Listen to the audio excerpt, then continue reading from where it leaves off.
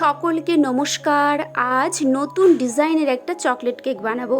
আর এই চকলেট কেকটা যার জন্য বানাচ্ছি সে একটা ছোট্ট পুচকি মেয়ে আমার কাছে চকলেট কেক খেতে চেয়েছিল, তো তার জন্য স্পেশালভাবে এই চকলেট কেকটা বানাচ্ছি। তো দেখে নাও আমি কিভাবে চকলেট কেকটা বানাই। সবার প্রথমে তো ডার্ক চকলেটটাকে খুব ভালো করে মেল্ট করে নিয়েছি। এরপরে পাইপিং ব্যাগের মধ্যে দিয়ে চকলেট মোল্ড নিয়ে ওর মধ্যে এক এক করে দিয়ে দিলাম। আর এই চকলেট মোল্ডটা না ভীষণ ভালো, আমি অ্যামাজন থেকেই নিয়েছিলাম। আর তোমরাও যদি এই রকম ডিজাইনের চকলেট মোল্ড নিতে চাও কেক টপারের জন্য, তো ভীষণ ভালো এই মোল্ডটা। এরপরে চকলেটটা মোল্ডের মধ্যে দিয়ে হালকা করে ট্যাপ করে দিলাম যাতে সমস্ত গ্যাপগুলো পূরণ হয়ে যায়। এরপরে চকলেট মোল্ডটাকে ওই 3 মিনিটের জন্য ফ্রিজে রেখেছিলাম। যা গরম, শীতকাল হলে জমিয়ে যেত। খুব হালকা হাতে আস্তে আস্তে এই মোল্ড থেকে আমি টপারগুলো বার করে নিয়েছি। আর দেখতে খুব সুন্দর হয়েছিল। আর আকাশ তো তুলতে না তুলতেই 4-5টা খেয়েই নিল। আর আমি তো যার জন্য কেকটা বানাচ্ছি সে একটু চকলেট খেতে পছন্দই করে, ওই জন্য একটু বেশি করেই বানালাম। আজকের কেকটা হবে 2 টায়ারের, ওই জন্য 2টো কেকই বানিয়েছি।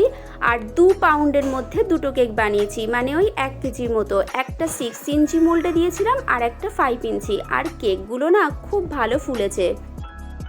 কেকের ওপরের যে ফোলা অংশটা আমি আলাদা করে কেটে রেখে দিলাম। আর এই কেকটা থেকে আমি 2টো লেয়ারই বার করলাম। আর ছোট কেকটারও ওপরের ফোলা অংশটা কেটে ছোট কেকটা থেকেও আমি 2টো লেয়ার কেটেছি।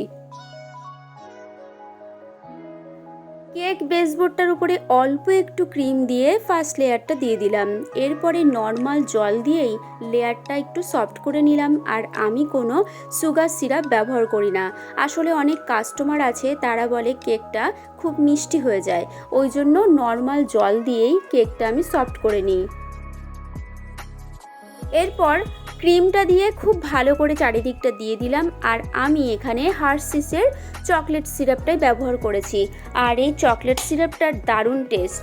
কেকের সেকেন্ড লেয়ারটা দেওয়ার পর নর্মাল জল দিয়ে সফট করে নিয়ে চারিদিকটায় ক্রিমটা দিয়ে দিলাম। আজকের কেকটা বানাবো অরেঞ্জ কালারের। ক্রিমের মধ্যে অল্প একটু অরেঞ্জ কালার দিয়ে পাইপিং ব্যাগের মধ্যে ক্রিমটা দিয়ে পুরো কেকটাই ক্রিম দিয়ে কভার করে নিলাম। এরপরে একটা স্ক্র্যাপার নিয়ে হালকা হাতে ক্রিমগুলোকে কেকটার উপরে সেট করে দিলাম। আর আমার তো প্রথম কেক তৈরি করার সময় স্ক্র্যাপার দিয়ে এই কাজগুলো করতেই পারতাম না, তারপর আস্তে আস্তে শিখে গিয়েছি। অবশ্য শিখতে একটু সময়ও লেগেছে। কেকের ক্রাম কোটিং তো কমপ্লিট, এবার রেখে দেবো বেশ কিছুক্ষণ ফ্রিজে। এরপর ক্রিম আর ওই চকলেট সিরাপটা দিয়ে ভালো করে কেকটা বানিয়ে নেব। অরেঞ্জ ক্রিমটা দিয়েও খুব ভালো করে ক্রাম কোটিং করে এই কেকটাও রেখে দেবো বেশ কিছুক্ষণ ফ্রিজে। ডিজাইনগুলো প্রথম থেকে আমি দেখাতেই পারলাম না, আসলে এই রকম আমার সাথে প্রায় হয়, ক্যামেরাটা অন করতেই আমি ভুলে যাই।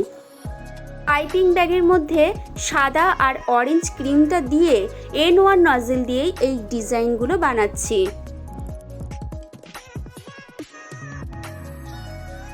স্টার নজেল দিয়ে নিচের বর্ডারটাও পুরোটাই ডিজাইন করে দিলাম। ওপরে যে ডিজাইন করেছি সেই নজেলটা দিয়েই ওপরের যে বর্ডারটা আছে সেটাতেও ডিজাইন করে দিলাম।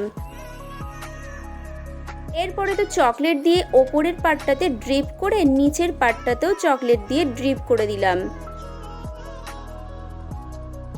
তারপরে তো চকলেট টপারগুলো ভালো করে একটু কেকটার উপরে সাজিয়ে দিলাম। আর এই টপারগুলো আমি ফ্রিজে রেখেছিলাম, যা গরম সব তো গলেই যেত। সব চকলেট টপারগুলোই আমি এই কেকের মধ্যে দিয়ে দিয়েছি। দেখে তো মনে হচ্ছিলো একটু বেশি হয়ে গেছে। অবশ্য যার জন্য কেকটা বানিয়েছি সে একটু চকলেটটা খেতে বেশি পছন্দ করে। অল্প একটু সুগার বলও ওপর থেকে দিয়ে দিলাম। আমার কেকটা তো একদম রেডি। আর কেকটা কেমন দেখতে হলো কমেন্ট করে আমাকে জানিও। নতুন কেকের ভিডিও দেখতে হলে অবশ্যই এই ছোট্ট চ্যানেলটিকে সাবস্ক্রাইব করে দিও। আজকের ভিডিওটা ভালো লাগলে লাইক করো। আজ তাহলে এই পর্যন্ত, আবার দেখা হবে নেক্সট একটা ভিডিওতে। টাটা।